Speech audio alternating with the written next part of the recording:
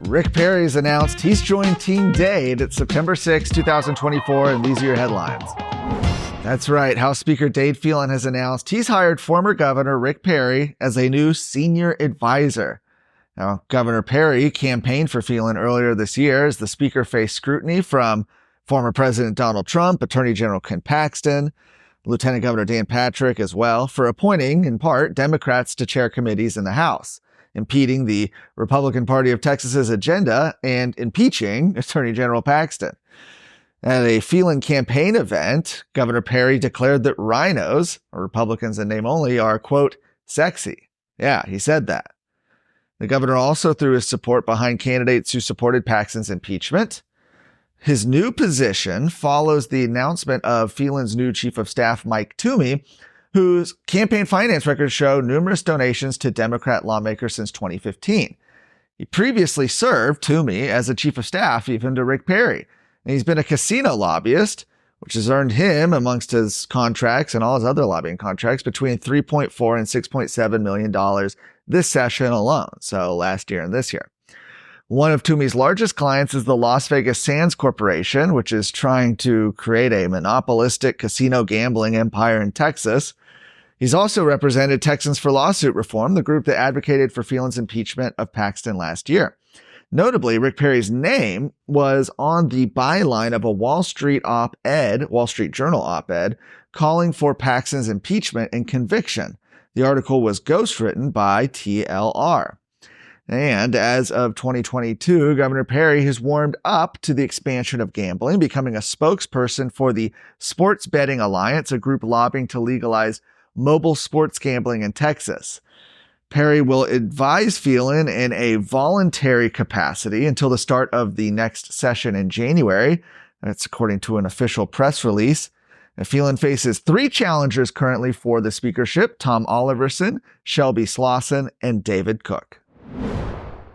The Texas House impeached Attorney General Ken Paxton in rushed proceedings mere days before the end of the last legislative session.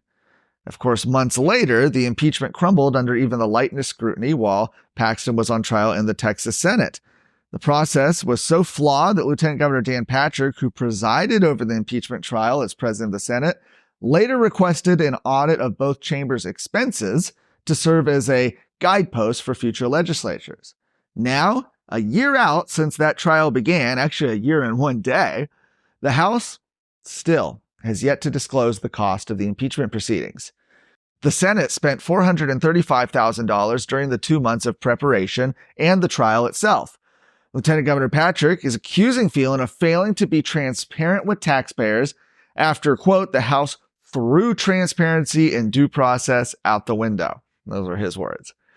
Meanwhile, Paxton's continued to rack up wins for Texas. He's filed more than 75 lawsuits against the Biden-Harris administration in the past 4 years and has won several rounds in federal courts. Among those wins, Attorney General Paxton has secured federal court victories against the Biden-Harris border policies as well as the LGBT agenda. Could our nation's biggest geopolitical rival take down our power grid? 4 minutes and 37 seconds. That's how close Texas was from a total power grid collapse. Could it be possible that we're helping them do it? How did Texas end up in this position? If we ever got in a war with China, China would attack our electric grid using cyber capability. The answer is bigger and worse than I ever imagined. Nearly 30 illegal aliens were found trapped inside an abandoned trailer in Maverick County.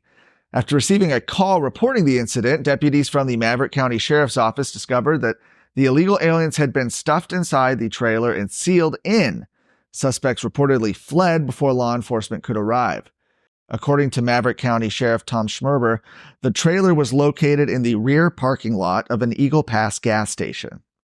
Screaming and banging were heard from inside the trailer, which led to the discovery of the illegal aliens. Texas law enforcement continues to crack down on human smuggling operations, especially in Maverick County. For example, Texas Department of Public Safety announced recently the arrest of 6 illegal aliens following a high-speed chase. The driver of the truck that was used in the smuggling effort was also an illegal alien. For more of today's stories, go to TexasScorecard.com.